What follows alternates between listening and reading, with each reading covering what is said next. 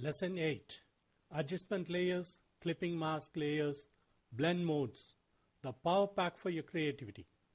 Hello and welcome to my YouTube channel Photoshop Now. Today we will see the power of adjustment layers, selections, clipping masks added with a dose of blending modes, giving you the ultimate power to your creativity. As you could see, we have started with two layers, one of the model and the layer below is a grunge texture. We are going to take up this image and turn this into a dark reddish grungy image. Adjustment layers are your ultimate tool for a flexible approach whereby you can tweak your images without going over the whole process again.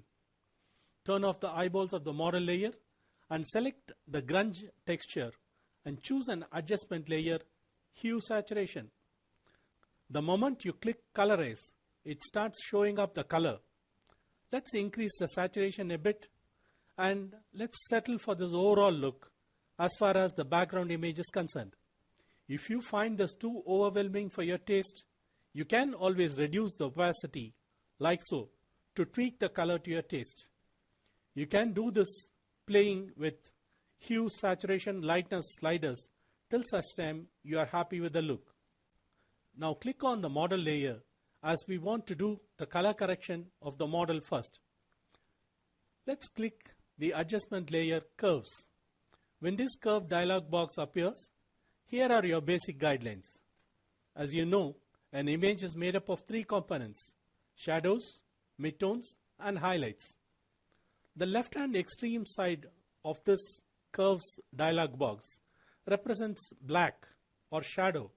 The mid portion in neutral gray represents the midtones, and the extreme right is white or the highlights. The graph plotted with these pixels that fall into these three zones and the adjustable slider gives you the power to decide whether to darken or lighten a particular area.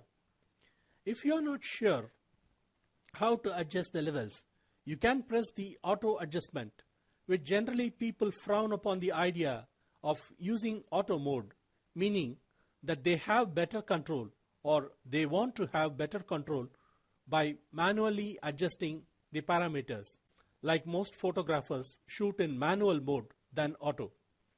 However, the auto mode does have an option here to customize the way you want the curves to be adjusted. Hold the Alt key or the Option key on Mac and click the Auto button, and this pops out a dialog box giving you the algorithms with which you wish to auto process your image. Enhance monochromatic contrast. Clips all channels identically. This preserves the overall color relationship while making highlights appear lighter and shadows appear darker. This can also be achieved by using the auto contrast command. Enhance per channel contrast maximizes the tonal range in each channel to reproduce a more dramatic correction. Because each channel is adjusted individually, enhance per channel contrast may remove or introduce color casts. The auto tone command uses this algorithm. Find dark and light colors finds the average lightest and darkest pixels in an image and use them to maximize contrast while minimizing clipping. The auto color command uses this algorithm. And finally, you have the option to choose any one of the methods mentioned above to be your default settings whenever you click the auto button. I find the dark and light colors to be more useful in this case and so choose that. However, I still wish to have a darker image and so I click and drag the midtone values down to have the darker image. As you could see, I wish to do the changes only to the model and want to take away the background. To do this, click the W key and choose Object Selection Tool and draw a marquee over the model. Given a few moments, Photoshop does a pretty job of isolating the image from the background. And now I click the layer mask icon, which makes the space outside the model transparent, revealing the grunge image that we have below. Now you want to match the same reddish tone to the face of the model too. And to do this, click on the layer mask icon and choose solid color and select the red. Now the whole screen is filled with red. You can choose to reveal the image by playing with the blend modes. While I promise a separate tutorial on the blending modes, just play around the various blending modes here now. In all, I find the soft light to give the best effect, giving the required red color without distorting any of the facial features of the model. As done before, you can reduce the opacity to suit your requirements. For my taste, an opacity of 55% looks good. It's up to you to tweak this to your satisfaction. Now turn off on the eyeball of this color fill layer. What's happening? The effect that you want to make to the model is also getting into the grunge layer. Do you see that? While you may accept this at this instance, we would like to have absolute control of which adjustment layer affect which layer. You can make this adjustment layer to affect only the model layer by making it into a clipping mask layer. To do this, go to Layer, Create Clipping Mask, or there is a keyboard shortcut to it, Ctrl-Alt-G or Command-Option-G on Mac.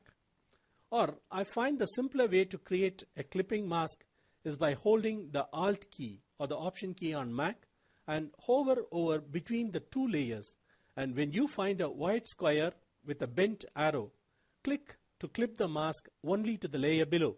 In this instance, if you want the curves to affect all the layers and the solid color layer to affect only the layer below, click and drag the curves layer above, and when the solid color layer appears just above the model layer, hover over in between these two layers, all click.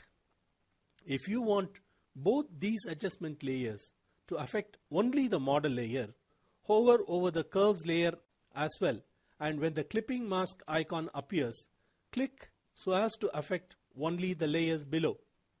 As you could see, these appear indented, indicating visually that it affects only the layer below. Now when you turn off and on the eyeball of the solid layer, you can see that it is not affecting the grunge layer.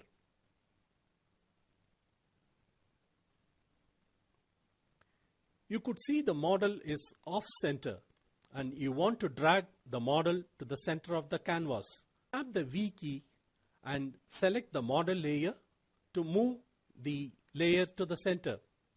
Watch the layer panel to see what happens when you click the canvas. The selection automatically jumps to the adjustment layer. This is because on the option box for the Move tool above is selected to auto select. Thus, even when you click the image of the model, it chooses the adjustment layer and selects it. There are three ways to overcome this. One is to turn off the eyeballs of the adjustment layer and then choose the model layer to move it, or to uncheck the auto select option. Or the third, the best way I would say, is to hold the control key or the command key on Mac when you could see the auto select option gets unchecked temporarily, and then choose the model layer to move. Lastly, we are going to add a vignette to this model's image, focusing on the model's face. Again, there are a couple of different methods to do this. Go to the topmost layer and press all the modification keys, that is Ctrl, Alt, Shift and the letter E, or Command, Option, Shift plus E on Mac, and this gives a composite image in a single layer. A word of caution: if you happen to do any change to any of the parameters later below, do remember to turn off this image, as with this image on top, if you do any modification like changing the color of the background, say for example, this will not be seen as the composite image is at the top of all the layers. After getting this composite layer, go to Filter, Camera Raw, and choose lens correction. And down below, drag the slider to the left of vignetting. I find this not to be very effective, as it does not offer the ability to change if we want to do so in future. I am going to press cancel, and for a good measure delete the composite image also. Now I am selecting an adjustment layer on top of all the layers and choose gradient. In this, I choose black and white as the gradient color and choose radial as the gradient type. And press reverse. Remember the masking rules: black hides and white reveals. And choose the scale to around 265%. Click OK and change the blending mode to multiply. This offers much flexibility, as you can change not only the scale value, but also when the dialog box opens, you can use the Move tool to place the vignette exactly wherever you want. Final words. As the saying goes, the beauty lies in the eyes of the beholder. The ideas presented herein are not limited only to this image in specific, but you can use a combination of adjustment layers, masking, clipping masks, blending in any of the image that you process, and you would even be surprised at the unexpected results that it might give you. Please do subscribe, click the bell icon, comment, share this channel, and that would be a great favor you do for me. Thank you.